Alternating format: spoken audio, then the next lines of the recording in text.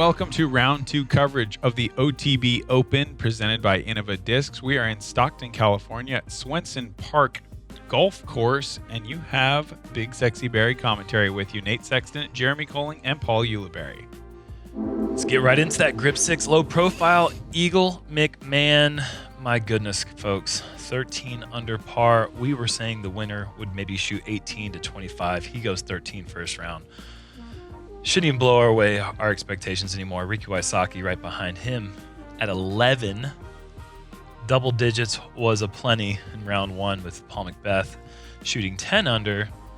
And a very familiar face to the commentary booth. Right behind them is Mr. Nate Sexton at 9 under.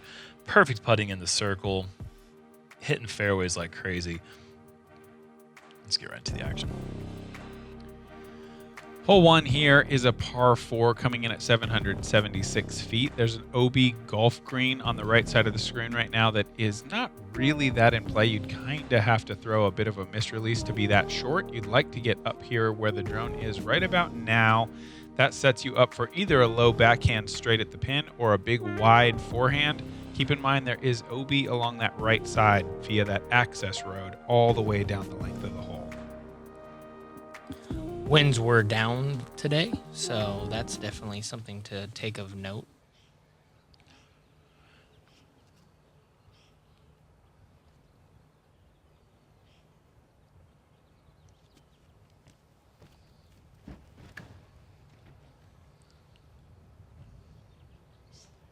And that's clearing, what, 400 feet before it even hits the ground, it seemed like. That is a blistered roller. Out left, setting up a really nice angle to the pin from there. Over there by 17's tee box. Two-time world champion, Ricky Wysocki. Yeah! Energetic fans out there today.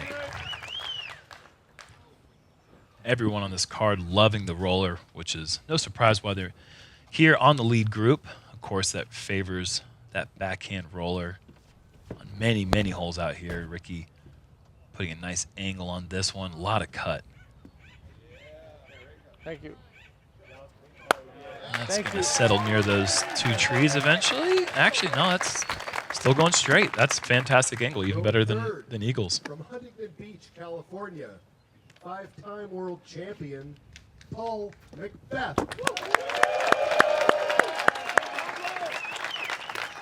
We saw Paul go with an air shot here in round 1 with a little more headwind. See if he goes back to that air shot. He's going with the roller. Do you know? I would too. If you could do it just like that, that's going to set up a nice hole. Over the sidearm right now. He's close enough to those trees there that he's got plenty of ceiling. Washington, Nate Sexton.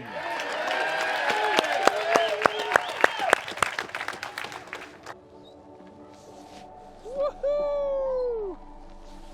You want to do the climber? I was born in Corvallis, Oregon.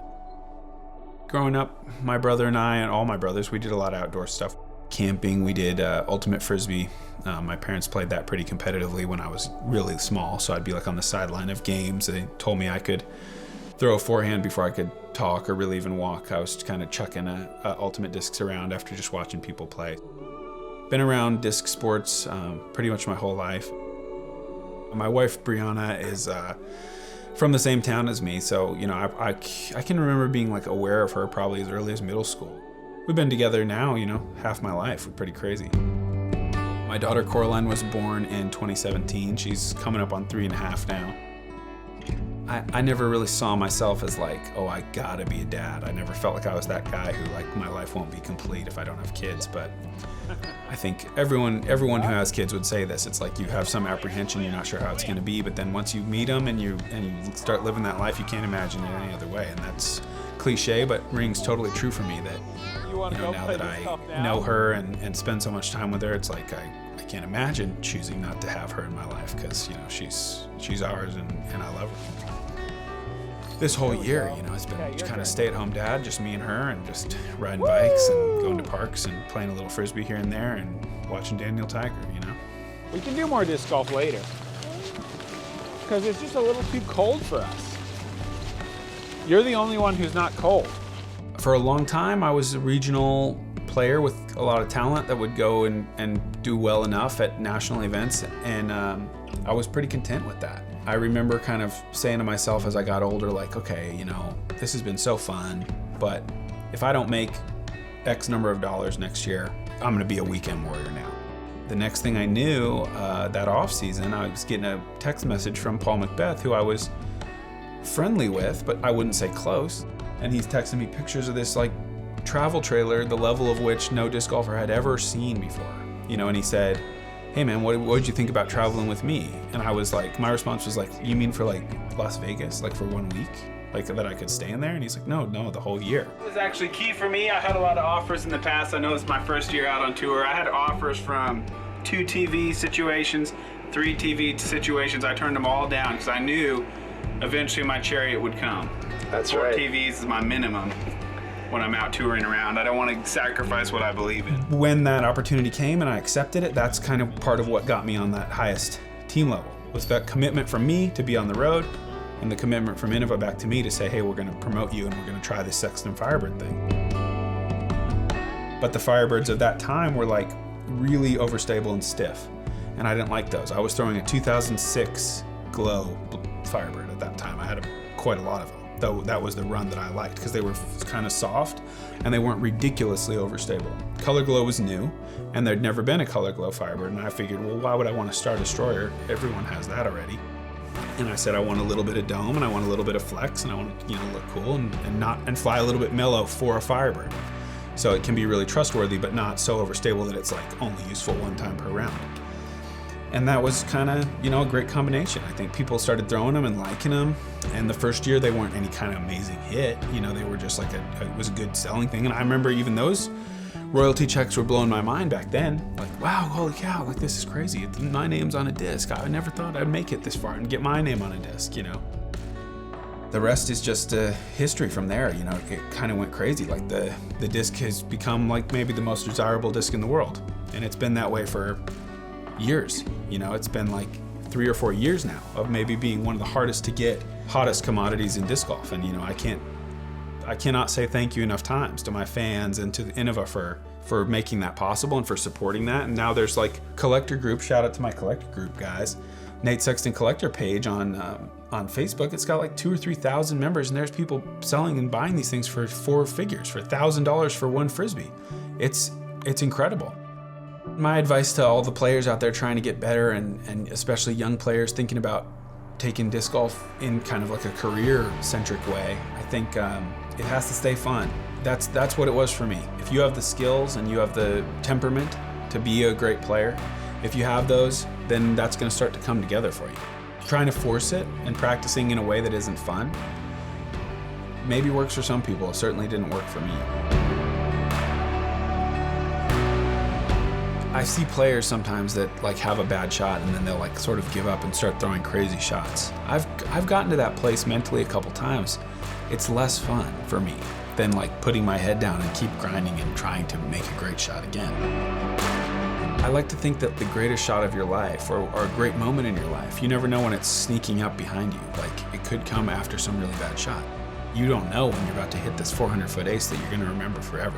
If you're present and you're focused, you have an opportunity to do that. If trying harder worked, I'd be the world champion. If all you had to do was go, no, try harder. Like that doesn't help. You can only be present, make your best effort, and then move on, and then come to the next challenge, rather than dwelling on the past or the future.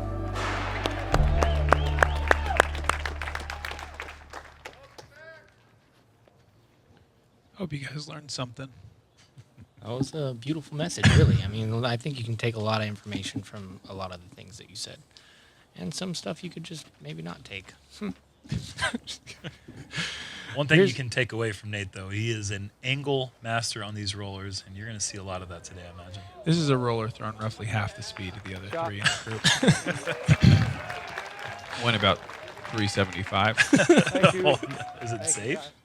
Yeah, it's safe. Oh, great. Is this the Fox Cow? Yes. Excellent. You still have probably a full shot in, though. There's nothing that tricky about this shot. You have plenty of power as long as you get around that tree. This looks Good great. shot. Oh, excellent. Oh, my gosh. That's going to hit the box. Yeah, I was really happy. I was pretty sure I could throw it far enough, but the drive was terrible. But that calmed me down a little bit, throwing a good shot. Yeah, enough talking about yourself. On to Paul McBeth here. This approach. He could blind himself with the stamp on that disc. That was absolutely shining on him. Wow, 2 for 2 on box hits. Did you actually hit the box? It looked. I couldn't quite tell. I don't know that I could quite tell either. Yeah, it was close. So great approaches from our lead group. These guys have standstill putter shots in. Nice. Thank you. I'll take note of that. Yeah, Final round. it's a very low ceiling to try to fit that pig underneath. I think the final round I'm going to have a putter shot in there, guys. Smart. On the Yeah. third? Well, at some point, I will be throwing my putter, I'm guessing. Yeah. Eagle Juiced. forehand, barely long. And rolling back in there. Good opportunity for a star frame here on the hole 1.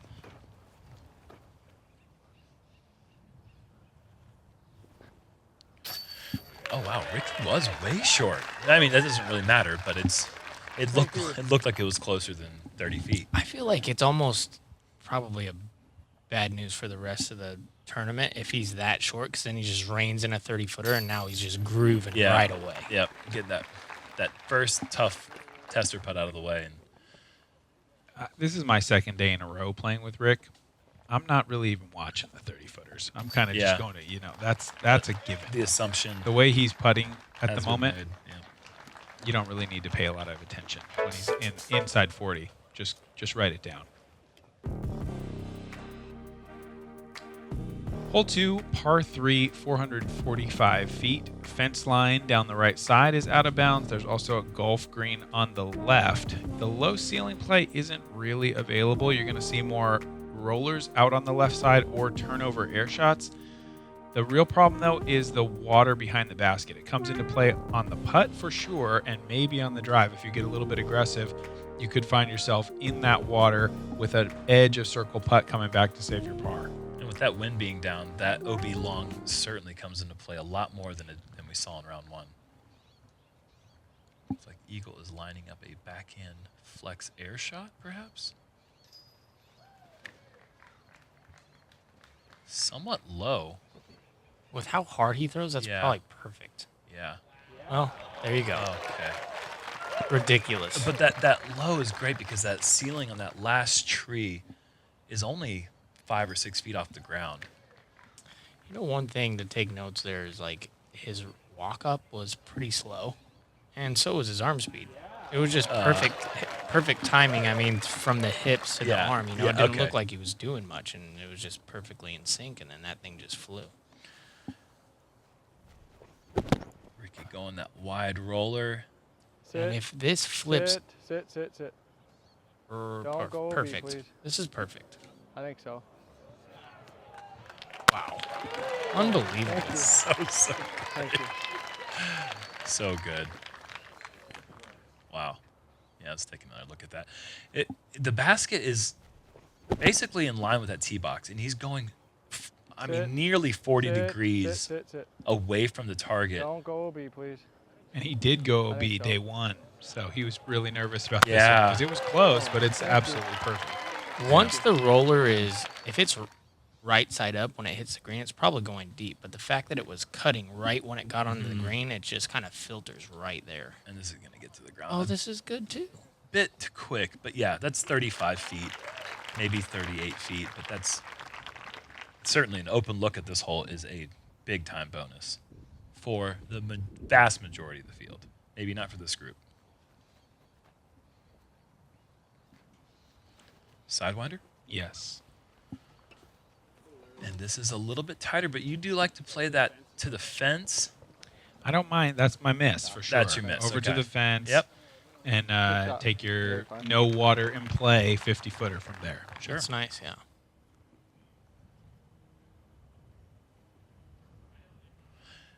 And you were like 5 of 6 first round from circle 2, so this is a range that you're feeling right now. Maybe not right now. Not right. Not anymore. No, that was not a great effort, but it was a long ways.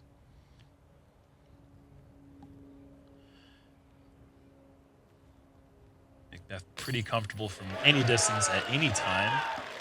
Also a pretty long ways. That was about 50 feet. Was it longer? That Oh, was wow. a great putt. I gotta stop throwing out distances. It looks like it's right there on the edge of the circle, but it's It might have been 40. No, I think you're right, though. It was definitely at least 40. yeah. Seeing that one and the from the other angle definitely was 15 stepper at the least. And Ricky with a 5 stepper, that is 3 out of 4 birdies Beautiful. is nuts. yeah, that's really good.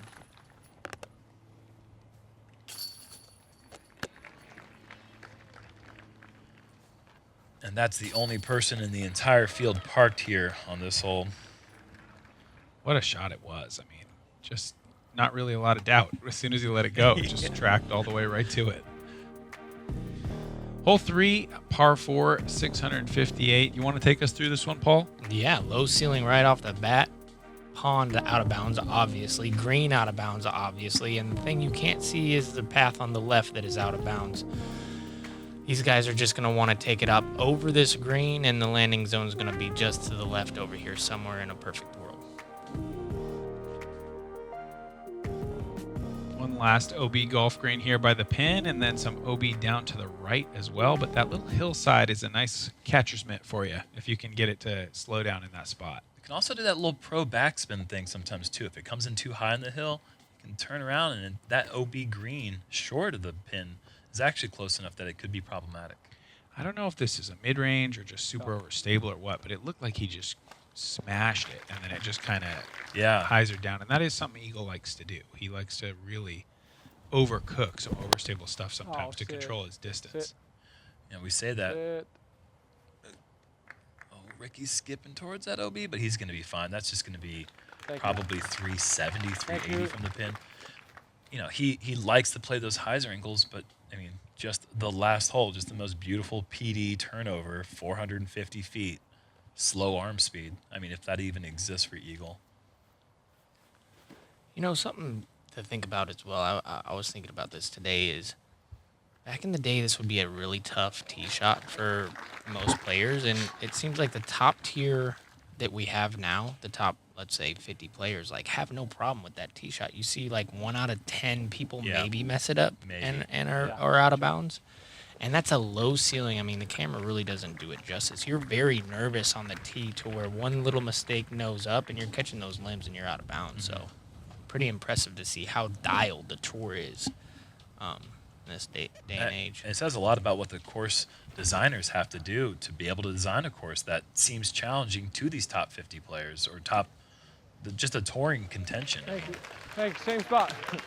Ricky went with his champion Firebird. That he handed that thing to me. It is super, super flat and super gummy. And he said he was throwing it when he didn't want rolls because it's like Interesting. kind of absorbing the speed because it's such a flexible disc.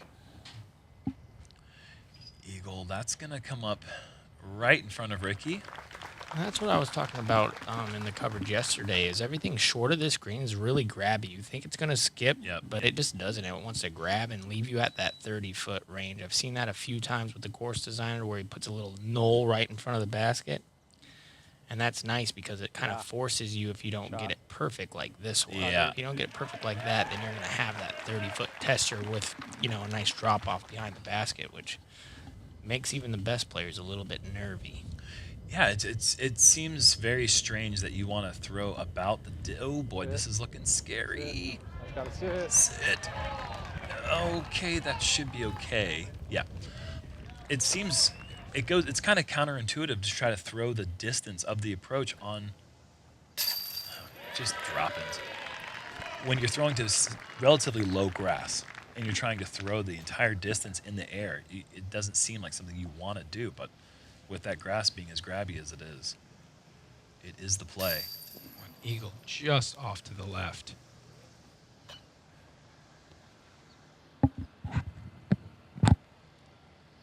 Ricky's putt, it looked like he kind of switched speeds on that one, and oh boy.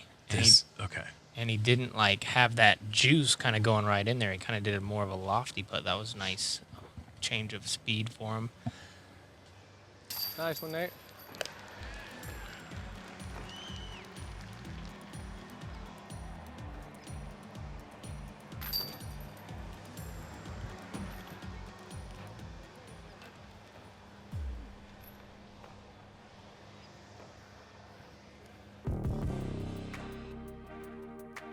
On to the fourth, par 5, 1,035 feet with OB down the right side the entire way. You've got this little slope to kind of protect you from the out of bounds. There is one mando tree far left of the screen now that forces you to stay right, so you're not allowed to just bail out left early and go down that golf fairway.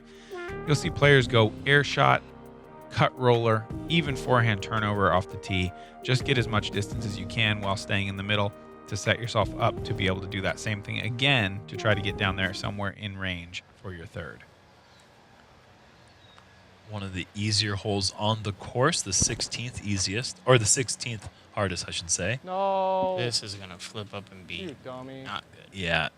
Hit You, something. when you throw that roller, you want to see it start going down. If it starts going down, you should be good because it's not going to ever, most of the time, it's not going to creep all the way back up that hill. But if it's just riding along that hillside, you're in danger like Ricky was right there. So in other words, do this. There you go. Yeah, Shot. that is absolutely money. That's it. I don't, is it? Yeah. And that's why that hillside is going to stop that roller once it gets back up the hill. That was Yeah, perfect. for sure. I was still a little nervous, but I'm glad that the hill slowed it down. Champion Thunderbird? It was Metal Flake Thunderbird. This poor little disc. I know, it's in for a beating. Oh, don't hit that tree otherwise. That poor tree.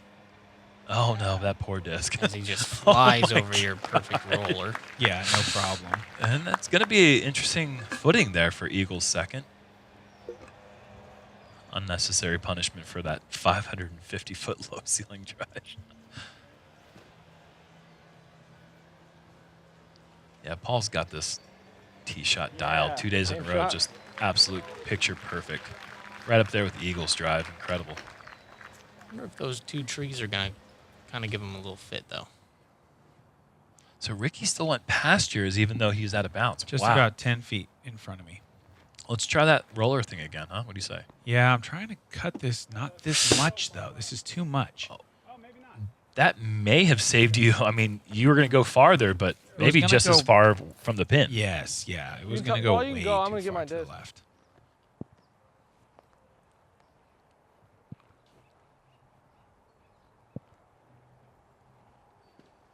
And you know McBeth is thinking 3.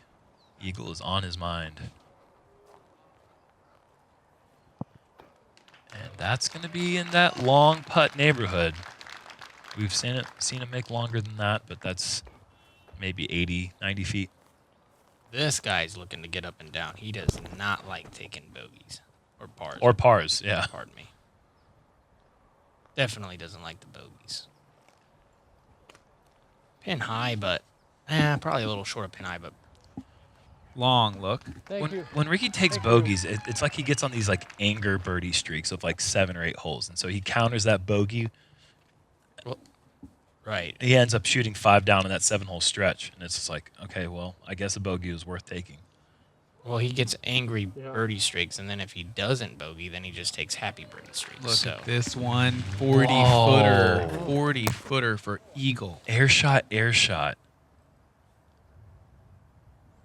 So nasty.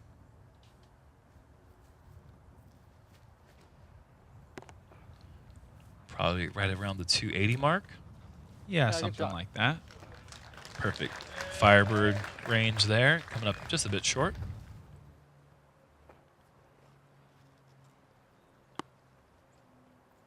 I would not be surprised to see some metal hit here. Oh, just off. He's just so incredibly accurate from that range. So repeatable. Ah, hit the tree. Come on, man. even when he doesn't hit the basket, he calls what he should hit and hits that instead. Eagle for a 3.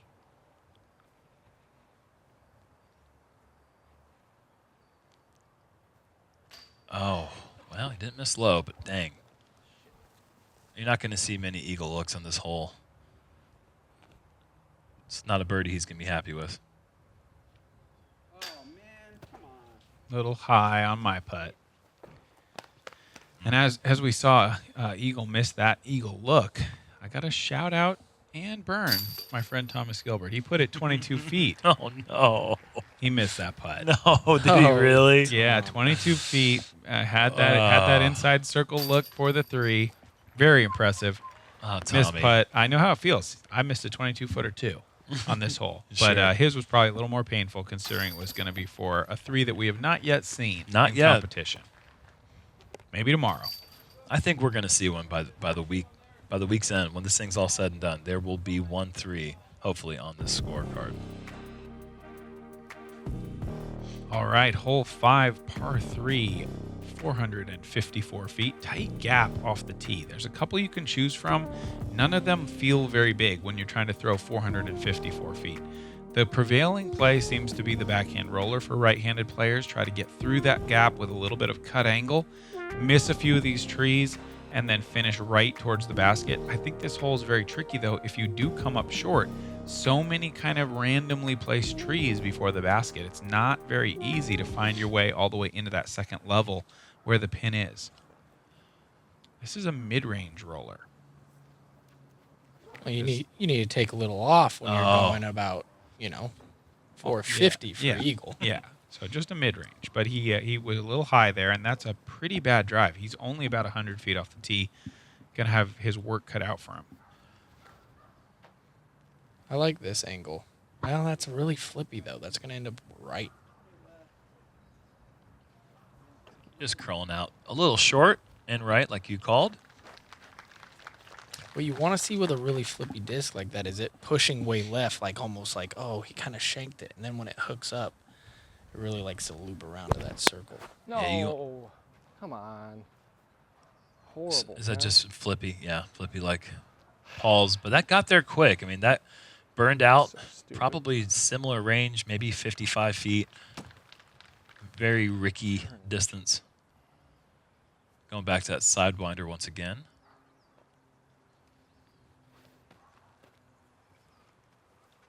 You did get the cut, That's it. but it Wow, the wind's didn't Wow. stand up going either. this way. Yeah, you almost want it to look like it's a bad shot going left. And then, Yeah, it's like you want to see it bouncing at that 10:30 if you're looking at a clock. You want to see it bounce that time, like that angle, maybe like 4 or 5 times. right. Eagle going to try the low skip shot here. But this grass is not very skippy. It skipped a little. Yeah. He's going to have a green box in the way. He's about 35. And you're full sidearm distance away, huh? Just a little baby. Yeah. Just didn't feel like jump putting that? There was just a lot of stuff in the way. Like to throw the ante and try to take a run at it felt like one of those ones where you barely pull it and you catch a branch and you don't get there. So Sure. that was easier.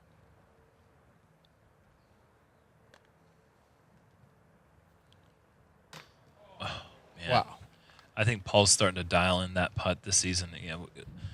Early season we saw some putting woes from him, and with his big win that he just got, and so far what we've seen this week, he's all over it.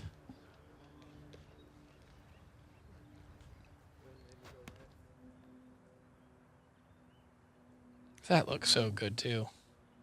Yeah, he thought it was in. And Ricky doesn't run him down unless they're going in. Pretty big save for eagle. That's there. I mean, incredible. that could be giving up a little easy stroke to the rest of the card there. And he salvages a par along with everybody else. I gotta shout you out, Paul. 2 for 2 on this hole. So good. That's awesome. This is a certified bonus birdie. Only 6 players on the day able to pick it up. Besides you, Kyle Klein, Philo Brathwaite, Alex Lyon with an 86-foot throw, and then Seth Talbot, Maxwell Kazanov. Good on yous. On to hole 6, par 3, 358 feet, low ceiling. You've got backhand gaps on the right side, forehand gap on the left side, and you can even go over the top if your forehand is especially large. So a lot of options you can go with. The green, totally featureless. If you can get up there, you've got an open putt.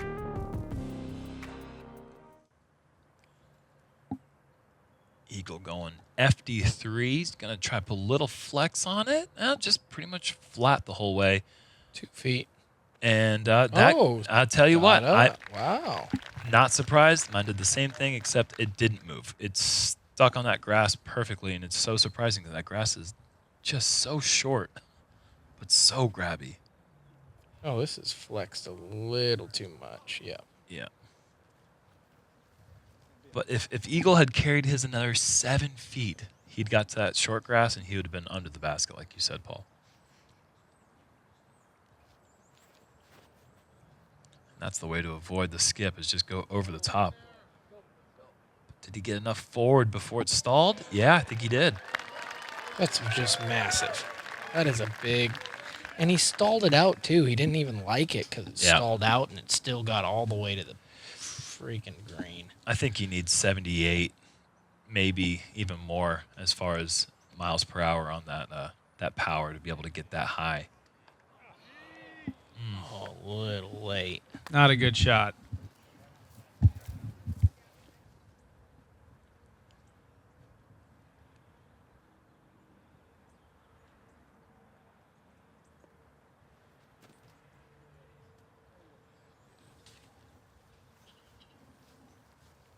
You know, he was even trying to make that one by his reaction. Oh, for sure. I don't think there's not a time where I feel like Paul's just trying to play it under the basket if he's in 150 feet in.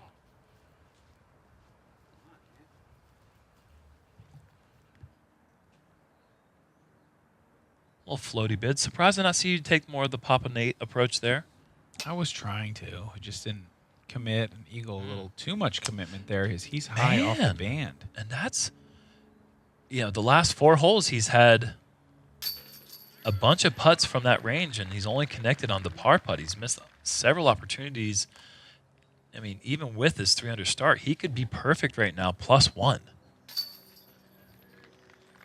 Or just perfect. I think he's missed 3, and he's going to take a par on this one. So, yeah, he could have a par and be at 6 under par right now if he was making all these 35-footers. It's surprising.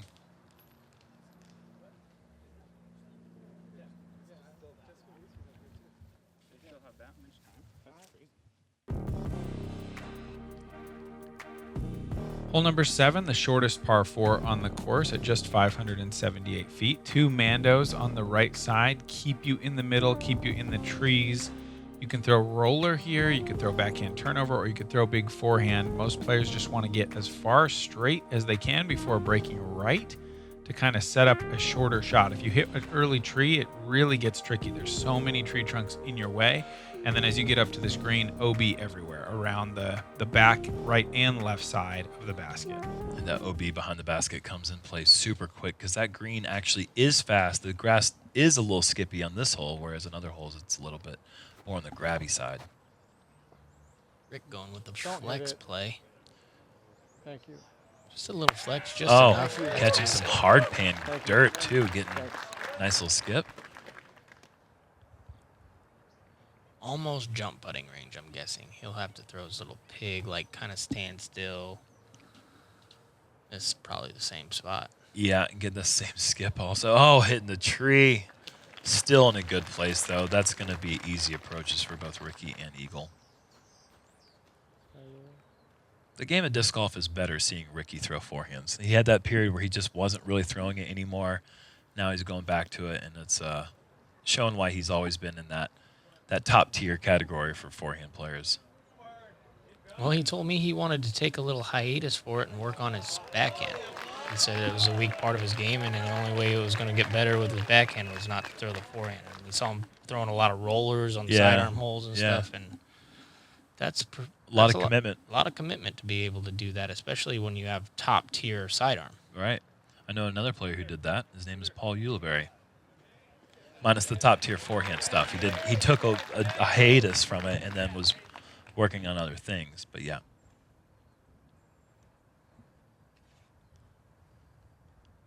So why did yours hit the hard pan and just stop on it and not rocket off of it like the other guys? It doesn't have rocket power, I guess. It doesn't really need but it. It was still quite good. It's a great only shot. about 120 to the pin.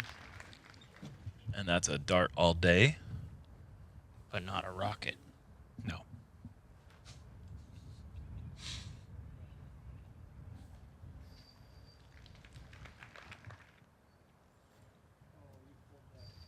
McBeth loving that little backhand roller play. 2 days in a row, we've seen him pick this hole apart. I feel like this is one that you could definitely get if you tried that outside roller and got a little aggressive. I think there's even that inside roller play. If there's pretty much a straight lane that doesn't have any trees in the way. If you go for that cut roller, makes the hole a lot shorter. But did we see anybody get eagle on this one? No, we haven't seen any eagles yet.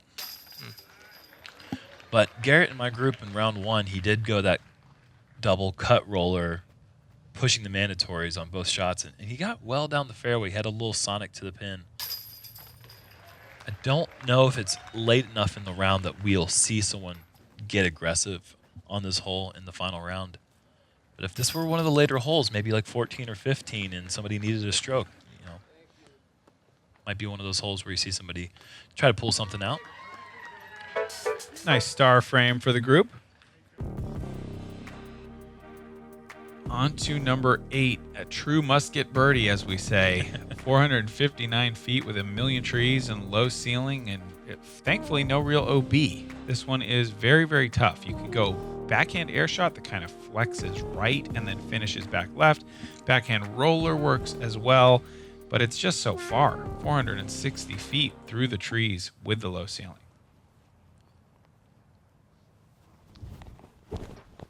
Ricky pushing that ceiling, maybe a little bit too much turnover. Yeah, that's not going to catch edge. That'll be 80, 90 feet short.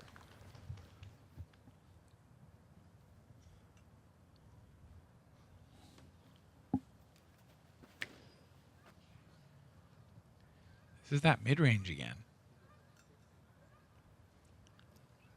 That is such a long mid-range roller. This hole really sets up for like your natural distance low ceiling flight though. Like if you do like kind of hit that sweet spot with whatever your your favorite disc is. Ooh. It kind of just guides that fairway right to the hole. Oh, wow. Almost from McBeth there. Oh, just the very end. I don't know what it caught. Maybe just some tough grass there, but that was coming in with some steam.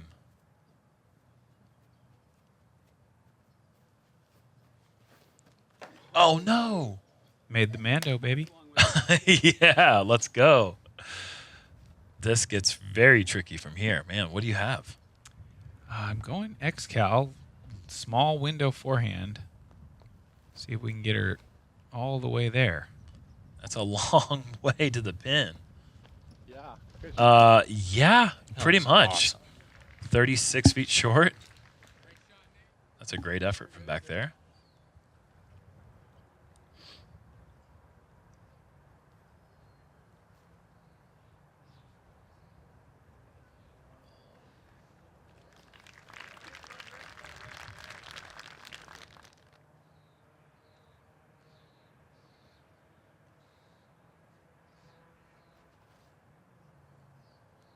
Oh, wow. Look great. Yeah, beautiful. Throw enough of those up in the air, and one of them's going to drop for you.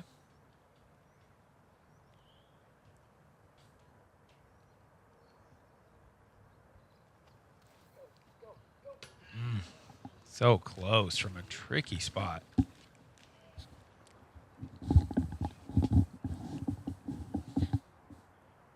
Can you save that par? That would be such a good par save. And off the top.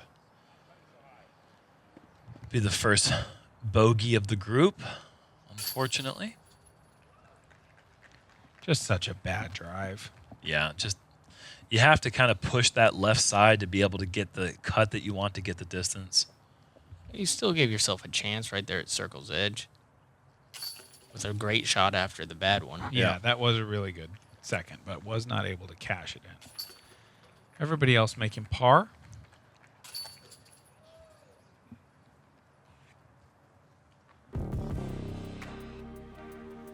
Now for the big dog, hole 9, 1,200-foot par 5. The drive is all about avoiding this golf green, however you want to do it. It's right at that distance where if you kind of throw a lazy air shot, you'll be right on the middle of it. So you got to get over that, short of it, whatever you want to do. Then you have to make your decision. Are you going to go over the water or are you going to go around the water to set up your shot into the green? If you go around the water, you could be left with as much as 400 to 450 feet for your third. Or third option, go in the water. You didn't mention that one. That's the option that some of other players like to choose.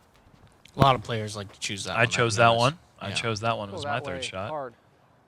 This one could go in the water Oh here my because it's gosh. just ripping past the green. That's What? the best tee shot I've ever even thought you. of on this hole. That's incredible. On it. Thank you. That was a destroyer? I'm not sure what that is. How do you not know? He's rolling it a lot. I think destroyer or wraith. Is that the yellow? It's like It was like a yellow and peach. red dye. Yeah, no, that's his destroyer. An eagle out there to the right.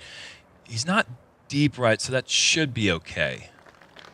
I don't know if he'll try to cross the water or go off to the right side.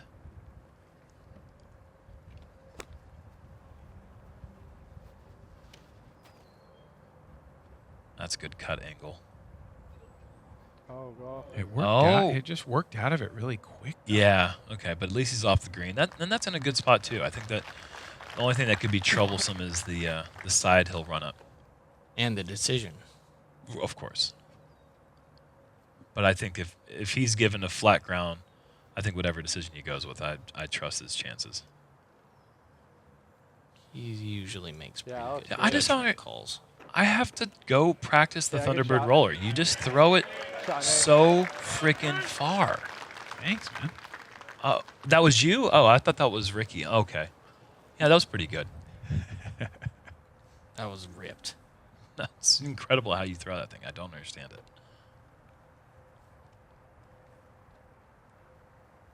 Oh, he's got a pretty flat run up. Never mind. So across the water it is, but that's going to be off to that left side. And we saw him over there in round one and didn't really have an open look to the pin from there. This thing's going so high. Oh, wow. So high. Wasn't that high. I don't know why I laughed. I shouldn't have laughed at you. It's higher than you could throw it from there. You're not wrong. No, you're wrong.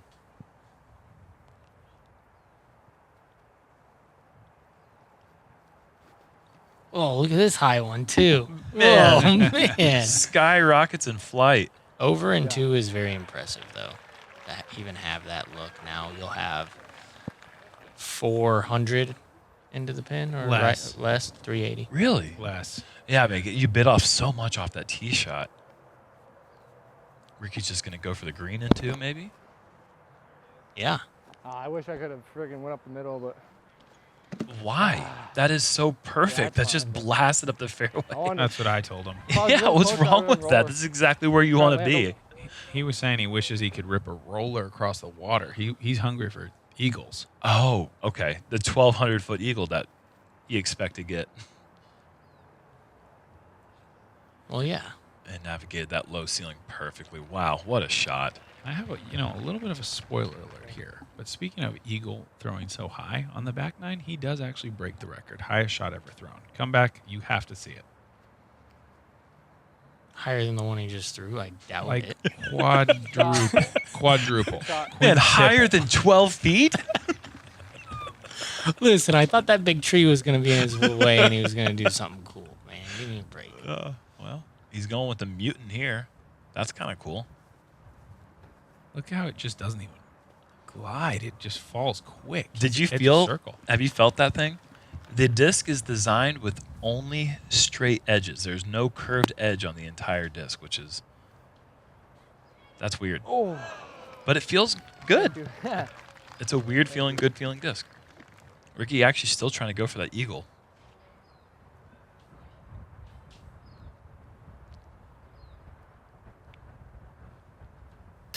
There he is. Finally making a lengthy birdie putt.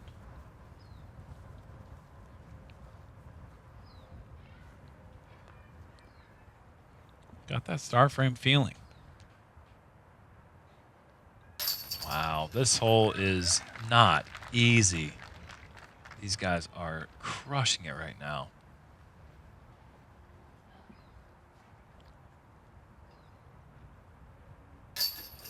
Oh, wow. Yep. Star frame? Only if Ricky can make this. Oh, he does. He does. Wow.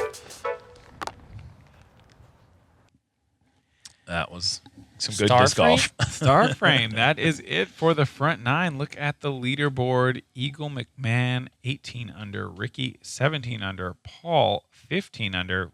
I'm kind of falling back. But You're still on that leaderboard, still though, on my the friend. board. That's Still on right. the board. Come on back. We'll be right back with back nine action. Bunch more huge holes. If you saw the coverage yesterday, thank you to the Founders Club from Stockton, California, and the OTB Open presented by Innova. Signing off, Big Sexy Barri. I can't wait to see the highest shot ever thrown. Oh my God, let's start it.